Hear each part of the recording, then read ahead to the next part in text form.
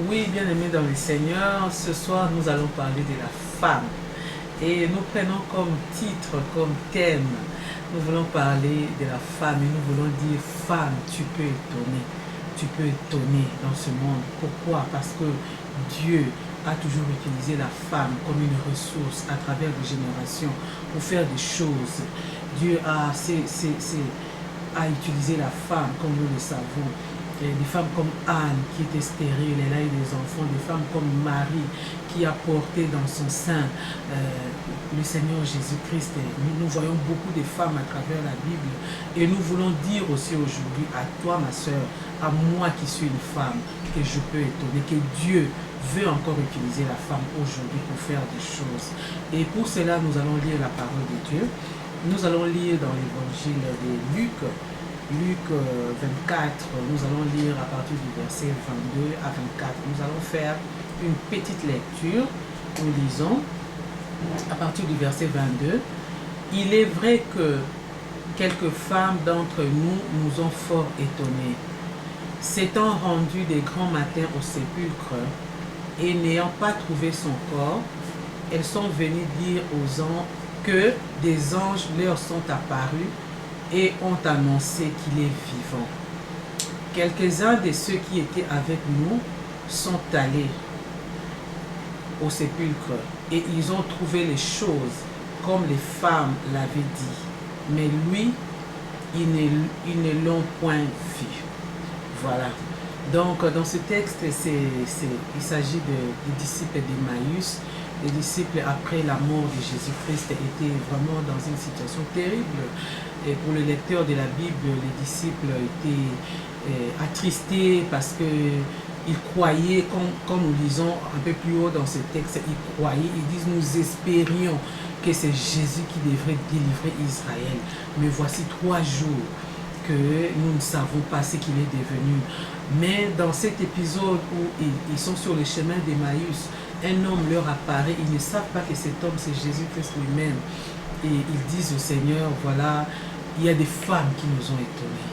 Ces femmes-là, ces femmes qui ont marché avec Jésus-Christ. Nous savons que le Seigneur avait des disciples, beaucoup de disciples, mais il avait aussi des femmes qui ont marché avec le Seigneur, des femmes qui servaient le Seigneur, des femmes qui l'ont accompagné jusqu'à Golgotha et qui ont été même les premiers témoins de la résurrection de Jésus-Christ.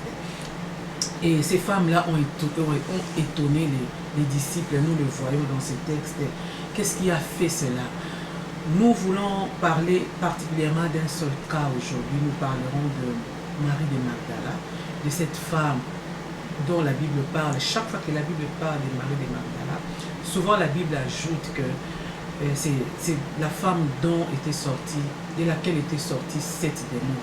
Nous savons que 7 c'est le signe de la plénitude. Donc c'est une femme qui avait un passé démoniaque complètement rempli de démons, mais elle a rencontré Jésus-Christ et elle a été délivrée par le Seigneur.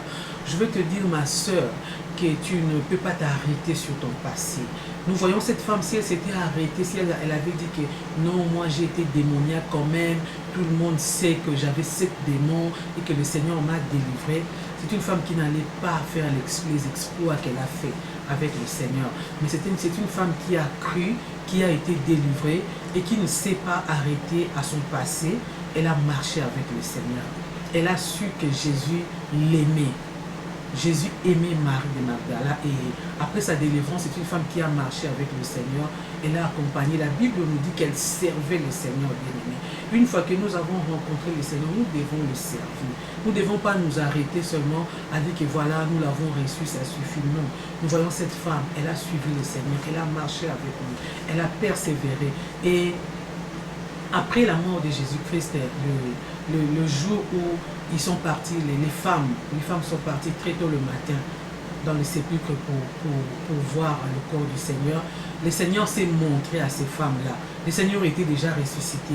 Et le Seigneur a choisi ces femmes-là pour être les premiers témoins de sa résurrection bien-aimée. Et nous voyons ces femmes qui retournent avec un message fort, un message de la résurrection du Seigneur qui donne un sens à notre foi. Bien-aimé, si Jésus-Christ n'était pas ressuscité, notre foi serait vaine. Mais le Seigneur est réellement ressuscité. Et ces femmes ont été les témoins les porteurs de ces messages de la résurrection, c'était des femmes. Alors que les disciples étaient encore abattus, les disciples étaient encore dans les soucis, ils ne savaient pas. Vous savez, quand un problème comme ça vous arrive, un problème terrible, c'était plus un problème privé, comme sur le chemin d'Emmaüs, ils sont en train d'expliquer. Ils disent que non, es-tu le seul qui ne sait pas ce qui s'est passé ici? Parce que Jésus-Christ est mort, on l'a tué, tout le monde le sait, c'était terrible ce jour-là. Et après cela, les disciples étaient vraiment enfermés parce qu'ils avaient trop honte, ils avaient trop peur des principaux sacrificateurs. Mais ces femmes-là ont eu le courage de partir. Bien-aimée, maman, je t'invite à marcher avec le Seigneur avec courage. Tu sais, même quand tout va mal, même quand tout va mal dans ta vie, même quand il fait sombre, comme pour les disciples, nous voyons qu'il faisait vraiment sombre, il n'y avait comme presque pas d'espoir. Mais maman, tu es la personne qui doit t'élever et aller chercher le Seigneur, comme ces femmes ont fait. Et lorsque nous, le Seigneur voit notre détermination, notre courage, notre force, notre foi, que nous voulons le chercher, nous voulons être avec lui, parce que nous savons que lui, il est la solution. Le Seigneur ne nous laisse pas stérile, bien-aimés. Nous voyons pour ces femmes, le Seigneur leur a donné quelque chose. Et cette chose-là a étonné le monde. Jusqu'aujourd'hui, le message de la résurrection a bouleversé le monde entier. Bien-aimés, nous aussi, allons au Seigneur, marchons avec lui, servons le Seigneur, maman. Ne nous laissons pas arrêter par notre passé, quel qu'il soit. Ne nous laissons pas abattre par quelques circonstances sombres qui peuvent être là. Mais bien aimés, levons-nous et marchons avec le Seigneur. À l'exemple de cette femme Marie de Magdala, nous voyons vraiment une femme. Et quand nous lisons cette histoire encore beaucoup plus loin dans Jean 20, si nous allons là-bas, nous lisons l'histoire de cette femme. Nous voyons que le Seigneur apparaît à Marie. Elle l'appelle Marie. Pourquoi pleures-tu? Bien aimé, ce texte me fait voir que le Seigneur s'intéresse à notre situation. Elle s'intéresse à notre situation parce qu'il s'intéresse plutôt à notre situation parce qu'il demande à Marie, pourquoi pleures-tu? Et le Seigneur lui donne un message, va annoncer à mes frères. Et aussitôt la Bible dit, elle alla.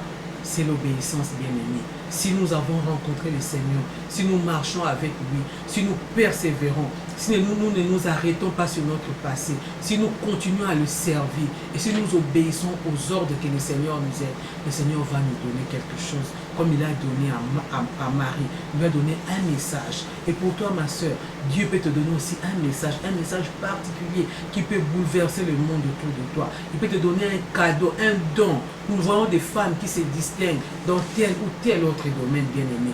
Avec Jésus-Christ, c'est vraiment possible. Et cette parole qui est sortie aujourd'hui, elle est pour toi, ma soeur. Elle est aussi pour moi.